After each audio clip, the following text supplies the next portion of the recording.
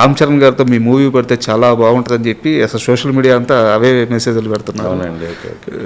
So ఆ planning ఏమైనా ఉంది అదేనండి స్టోరీ అండి దేనికైనా. సార్ ఫస్ట్ మనకు బాగా నచ్చి ఇది ఒక అద్భుతంగా కథ అవుతుంది. ఇప్పుడు దేనికి క్యారీడ్ అవే అయిపోకూడదు కదా. ఇప్పుడు ఈ సినిమా నాకు ఒక రెస్పెక్ట్ ఇచ్చింది, ప్రేక్షకులు నన్ను చూసే విధానాన్ని ఇంకొంచెం పెంచింది. సార్ దాన్ని ఇంకా పెంచేలా ఉండాలి తప్ప కదా కంగారుగా ఏదో కథ చేసేసి అలా కాదు కదా. So first I focus on writing, then ఆ రైటింగ్లో ఎవరు సూట్ అవుతారు అనేది. ఓకే.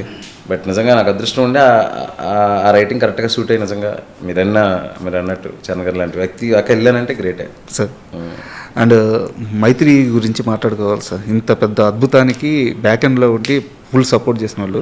నాకు ఒక చిన్న విషయం తెలిసింది, మీరు ఫస్ట్ సీలేరుకి వెళ్ళిన తర్వాత అక్కడ కొన్ని సమస్యలు వచ్చి మెయిన్ కాస్ట్ కొంతమంది వెనక్కి వచ్చేసిన తర్వాత, అంటే ఫుల్ ఫ్లెడ్జ్డ్గా అప్పటికి షూట్ స్టార్ట్ అవ్వలేదు, పరిస్థితులను చూసుకొని వెనక్కి వచ్చేసిన తర్వాత అక్కడ రవితేజ గారికి కానీ మొత్తం వాళ్ళు సెట్ చేసిన విధానం, స్టేయింగ్ కోసం కానీ చాలా కష్టపడ్డారని తెలిసింది. అయ్యో నెవర్ బిఫోర్ అండి. అసలు 250 మంది చాలామంది అక్కడ. ఇప్పుడు మీరు షూటింగ్ చేస్తే ఎంత క్వాలిటీ వర్క్ చేస్తాం కదా.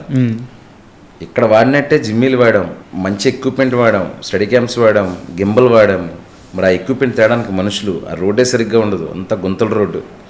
ఒక్కసారి అక్కడ లోపలికి వెళ్ళిపోయి ఏదైనా మిస్ అయిందంటే ఇంకా నెక్స్ట్ రోజే రావాలి తప్ప ఆ రోజు తేడానికి లేదు ఇంకా.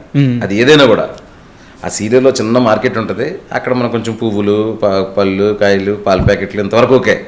దానికి మించి ఏదొచ్చినా రాజమండ్రిలో తేవడమే, లేదంటే మారేడుమిల్లి వెళ్ళాలి. సో అవి కూడా చాలా దూరం కదా. వర్షాలు పడాయి అనుకోండి, అక్కడ ఏదో ఒక బండి డీసీ మీద దిగిపోయింది అనుకోండి, ఇంకంతే. ఆ వెనకాతల షూటింగ్లో అక్కడే ఉంటారు. అలాంటి పరిస్థితి. ఇదంతా వదిలేదండి. పాపం ఆడపిల్లలు ఉన్నారు, ఈ 10 మంది ఆడపిల్లలు. వాళ్ళందరికీ ఆల్మోస్ట్ 2 చిన్న లాడ్జ్లు ఉన్నాయి.